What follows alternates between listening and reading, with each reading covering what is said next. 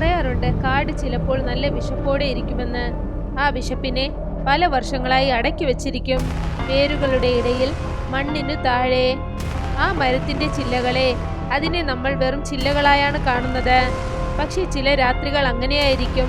ചില്ലകൾ എവിടെ ശ്വാസമുണ്ടോ ആ വശത്തേക്ക് ചായുമ്പോൾ. 40 വർഷങ്ങളായി 2 ഹൃദയങ്ങൾ കാത്തുകൊണ്ടിരുന്നു. ഒന്നിന് വെളിച്ചം തീരെ ഇഷ്ടമല്ല, മറ്റൊന്നിന് ശബ്ദം കേട്ടാൽ പേടിയാണ്. ഈ കഥ ആ വിശപ്പിൻ്റെതാണ്. അത് മരിക്കില്ല, അതെപ്പോഴും കാത്തുകൊണ്ടേയിരിക്കും. മീന ഗ്രാമത്തിലെ കിണറിനടുത്ത് തുണി അലക്കുകയാണ്. അടുത്തായി അവളുടെ മകൾ മീനു കളിച്ചുകൊണ്ടിരിക്കുകയായിരുന്നു. ലത അവിടുത്തെ തെരുവിൽ അങ്ങനെ ഇരിക്കുകയായിരുന്നു. പിന്നെ കമ്പ് കൊണ്ട് താഴെ എന്തോ വരയുകയായിരുന്നു. നീ വീണ്ടും തറയിൽ എന്താ വരഞ്ഞുകൊണ്ടിരിക്കുന്നത്? ഇന്നലെ വരഞ്ഞത് അപ്പോഴേ മാഞ്ഞുപോയി. മരം അനങ്ങുന്നുണ്ട്. ഞാൻ പറയുന്നത് സത്യമാണ്. ഓരോ രാത്രിയും ഗ്രാമത്തിനരികിലുള്ള ആ മരം നമ്മുടെ വീടിനരികിലായി വന്നുകൊണ്ടിരിക്കുന്നു. അമ്മേ, ആ മരത്തിന്റെ കണ്ണുകൾ വിശപ്പോടെ ഇരിക്കുകയാണ്. ഇന്നലെ രാത്രി ഞാനത് കണ്ടു.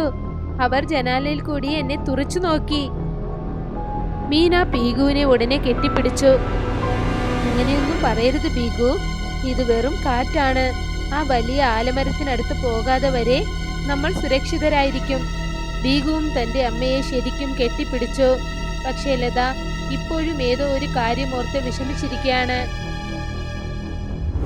രാത്രി ബീഗു തന്റെ പാവയോടൊപ്പം കിടന്നുറങ്ങുകയായിരുന്നു. അപ്പോൾ മീന കമ്പിളി തയ്ക്കുകയായിരുന്നു.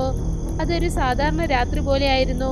അപ്പോഴാണ് വീടിന്റെ സീലിംഗിൽ എന്തോ കീറുന്ന ശബ്ദം അവർക്ക് കേട്ടത്. അമ്മേ, നിങ്ങൾക്ക് ആ ശബ്ദം കേൾക്കുന്നുണ്ടോ? തട്ടിൽ ആരോ നടക്കുന്നുണ്ട്. ആ ഇടയ്ക്ക് ബിഗു, നീ നിന്റെ കണ്ണുമൂട്, ദൈവത്തെ പ്രാർത്ഥിക്ക്. അത് വെറും കാറ്റാണ്. ആ കീറുന്ന ശബ്ദം നിന്നുപോയി. ആ മുറി മുഴുവൻ നിശബ്ദത നിറഞ്ഞിരിക്കുകയായിരുന്നു. പിശാചുകൾ പിറുപിറുക്കുന്ന ശബ്ദം അത് തകർത്തു കളഞ്ഞു. മീനയുടെ കണ്ണുകൾ പേടികൊണ്ട് നിലച്ചുപോയി. അവൾ പേടിച്ചുകൊണ്ട് കതകിനരികിലേക്ക് നോക്കി. അപ്പോൾ ആ കതകിനരികിൽ നിന്നും കൂർത്ത ചില്ലകൾ പതുക്കെ പതുക്കെ വീടിനകത്തേക്ക് വരുന്നത് അവൾ കണ്ടു. അടുത്ത ദിവസം ലതയും അവളുടെ കൂട്ടുകാരി ഗീതയും ആ പഴയ ആലമരത്തിനടുത്തേക്ക് വന്നു. അവർ അവിടെ പൂജ ചെയ്തു. അവർ ആ മരത്തിന് പഴങ്ങളും പൂക്കളും അർപ്പണിച്ചു. ആ മരത്തിന്റെ ചില്ലകൾ മനുഷ്യരുടെ കൈ പോലെയായിരുന്നു കാണാൻ. ലതേ, അത് നമ്മളെ വിടുമെന്ന് നിനക്ക് തോന്നുന്നുണ്ടോ? ഇവർ വന്നിട്ട് 40 വർഷങ്ങളായി. നമ്മൾ ഒരുപക്ഷെ അവരെ സന്തോഷിപ്പിച്ചില്ലെങ്കിൽ അവർ ഗ്രാമത്തിലെ ജനങ്ങളെ എടുക്കും. ഒരു കാര്യം ഓർമ്മ വെച്ചോളൂ, പക്കടിന് ചവയ്ക്കുന്ന ശബ്ദം ഇഷ്ടമില്ല. പക്കടിന് ശബ്ദമേ ഇഷ്ടമല്ല. ആ ചില്ലയിൽ കിടക്കുന്നത് കണ്ടോ? അത് മീനയുടെ ഷോളാണ്. അവൾ ഇന്നലെ ഇവിടേക്ക് വന്നോ? ലത അടുത്ത് ചെന്ന് ശ്രദ്ധിച്ചു നോക്കി. അവിടെ കിടന്ന ഷോൾ കണ്ട് അവൾ ആകെ ഞെട്ടിപ്പോയി. ഏതോ വഴക്കിനിടയിൽ അത് കീറിപ്പോയതുപോലെ അവൾക്ക് തോന്നി. അവൾക്കത് മനസ്സിലാകാൻ തുടങ്ങി. അതായത് മരം ഗ്രാമത്തിന് വളരെ അരികിലായി വന്നുവെന്ന്. അന്ന് രാത്രി ലത വളരെ കുഴപ്പത്തിലായിരുന്നു. അവൾ അടുക്കളയിലുണ്ടായിരുന്ന എല്ലാ പാത്രങ്ങളും ചേർത്ത് വെച്ചു. പിന്നെ കതകിന്റെയും ജനലിന്റെയും 4 വശത്തും മണികളും അവൾ കെട്ടിവെച്ചു. ആദ്യം ശബ്ദമുണ്ടാക്കാം. ശബ്ദം കേട്ട് അവർ ഓടുകയാണെങ്കിൽ വീണ്ടും ഈ ഗ്രാമത്തിന് ആശ്വാസം കിട്ടും. അപ്പോഴാണ് പെട്ടെന്ന് ആ മണി പതുക്കെ പതുക്കെ അനങ്ങാൻ തുടങ്ങിയത്. അത് കേട്ടതും ലതയ്ക്ക് ആകെ പേടി വരാൻ തുടങ്ങിയിരുന്നു. പിന്നെ ഭയങ്കരമായ കാലടി ശബ്ദം കേട്ട് അവൾക്ക് മനസ്സിലായി ഇത് അക്കടാണെന്ന്. അടുത്ത ക്ഷണം തന്നെ അക്കട് വീടിന്റെ കൂടെ പൊട്ടിച്ചുകൊണ്ട് താഴേക്ക് ചാടി. അതിന്റെ കൈ കൊണ്ടതും തന്നെ വീട്ടിലുണ്ടായിരുന്ന പാത്രങ്ങൾ, മണി എല്ലാം ചാമ്പലായി മാറി. ഇത് കണ്ടതും ലത ആകെ പേടിച്ചു പോയി. അവൾ ഓടിച്ചെന്ന് ഒരു കണ്ണാടിയുടെ പുറകിലായി മറഞ്ഞിരുന്നു. അതിന്റെ കണ്ണാടിയിൽ കാണുന്ന ആ വെളിച്ചം കണ്ടതും അക്കടിന് വീണ്ടും ദേഷ്യം അധികമായി. മറ്റൊരു വശത്ത് മനസ്സിലായി മീന ഇന്നലെ രാത്രി മുതൽ കാടിനകത്ത് കുടുങ്ങിയിരിക്കുകയാണ്. മീന ആ കാടിനകത്ത് തൻ്റെ മകൾ ബിഗുവിനെ തേടാനായി ശ്രമിച്ചുകൊണ്ടിരിക്കുകയാണ്. പക്ഷേ ബിഗുവിനെ അവിടെ എവിടെയും കാണാനില്ല.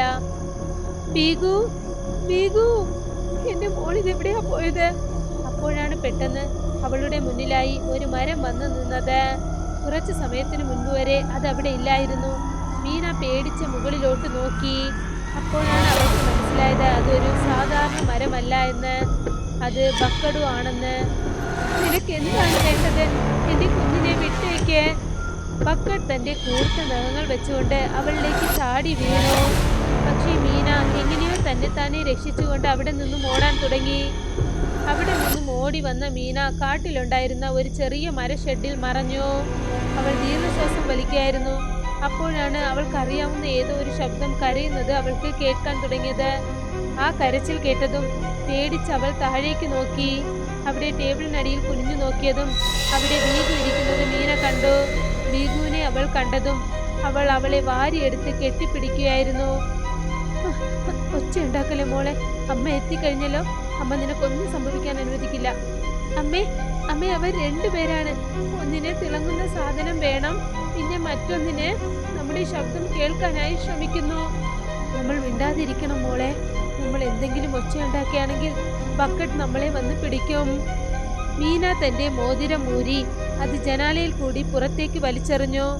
ബക്കടു അത് എടുത്തുകൊണ്ട് പോകുമെന്ന് അവൾ വിചാരിച്ചു. ഷെഡിനു പുറത്ത് അക്കടു ബക്കടു രണ്ടുപേരും വന്നെത്തിക്കഴിഞ്ഞു. അക്കടുവിന്റെ ശ്രദ്ധയിൽ പുറത്തുണ്ടായിരുന്ന തിളങ്ങുന്ന ആ മോതിരം കണ്ടു. പിന്നെ അതിന് മനസ്സിലായി തൊട്ടടുത്ത് ഇവിടെ എവിടെയോ മനുഷ്യൻ പതുങ്ങിയിരിക്കുന്നുവെന്ന്. പിന്നെ ബക്കറ്റ് ഷെഡിനകത്തിരിക്കുന്ന മീനയുടെയും ബിഗുവിന്റെയും ചെറിയ ശ്വാസമിടുന്ന ശബ്ദം കേൾക്കാൻ തുടങ്ങി. അവർ രണ്ടുപേരും പതുക്കെ പതുക്കെ മുന്നിലോട്ട് നടന്നു. മറ്റൊരു വശത്തെ ലതയും ഗീതയും വലിയ 2 ചാക്ക് എടുത്തുകൊണ്ട് അതേ ആലമരത്തിനടിയിലേക്ക് വന്നു. അവരാ ചാക്ക് തുറന്നു. അതിൽ നിന്നും കണ്ണാടിയും ഡോളും എടുത്തു. ആ പിശാചുകളെ അതിൽ കുടുക്കാനായി അവർ ശ്രമിച്ചു. ഞാൻ ഡ്രമ്മ് വായിച്ചാൽ ആ ബക്കറ്റ് പേടിച്ചു പോകും. നീ അപ്പോൾ കണ്ണട കാണിക്കേ. ബക്കറ്റ് തന്റെ രൂപം കണ്ട് പേടിക്കും. ഇത് വളരെ ആപത്താണ്. ഒരുപക്ഷെ നമ്മളിനി തോറ്റുപോയാൽ, അങ്ങനെയാണെങ്കിൽ ഈ ഗ്രാമം നശിച്ചു പോകും. വാ. ലത ഒരു ക്ഷണം ശരിക്കും പേടിച്ചു പോയി. പക്ഷേ ധൈര്യം വരുത്തിക്കൊണ്ട് മുഴുവൻ ബലത്തോടെ ആ ഡോൾ അവൾ അടിക്കാൻ തുടങ്ങി. ആ ഡോളിന്റെ ശബ്ദം ആ കാട് മുഴുവൻ കേട്ടു. പിന്നെ 4 വശത്തും ഉണ്ടായിരുന്ന മരങ്ങൾ ഭയങ്കരമായി അനങ്ങാൻ തുടങ്ങി. പേടിയുണ്ടായിട്ട് പോലും ലത ഡോൾ അടിക്കുന്നത് നിർത്തിയതേയില്ല.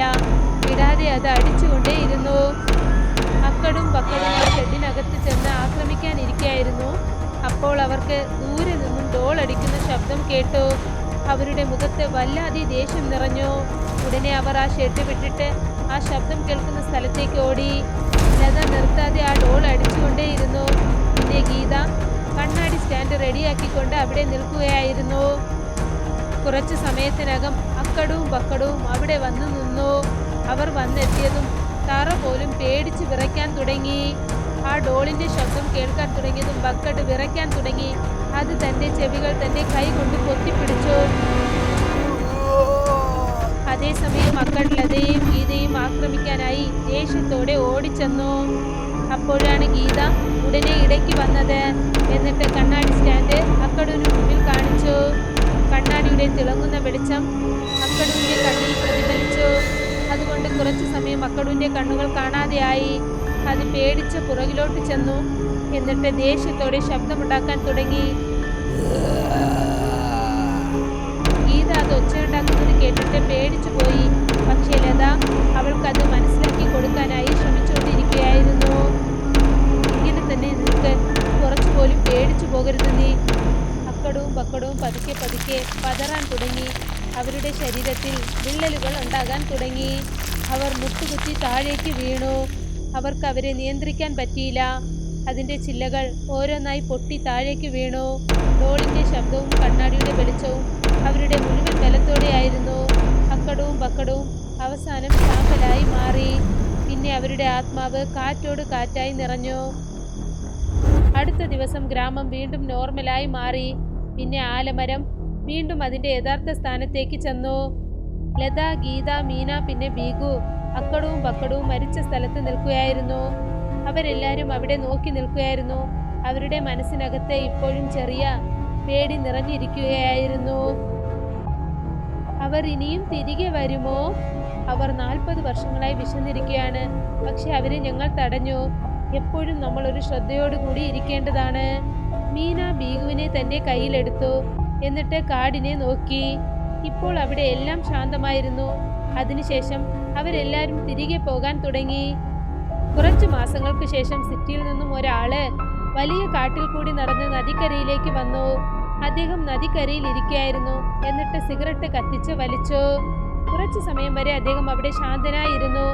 അപ്പോൾ പെട്ടെന്ന് അദ്ദേഹത്തിന്റെ മുന്നിലുണ്ടായിരുന്ന വെള്ളം ചാടി ഒഴുകാൻ തുടങ്ങി. വെള്ളത്തിനകത്തു നിന്നും എന്തോ എണീറ്റ് വന്നതുപോലെ നാല് വശത്തും വെള്ളം ചിതറി ഒഴുകാൻ തുടങ്ങി. അദ്ദേഹത്തിന്റെ ശരീരത്തിൽ പെട്ടെന്ന് വേരുകൾ പായാൻ തുടങ്ങി.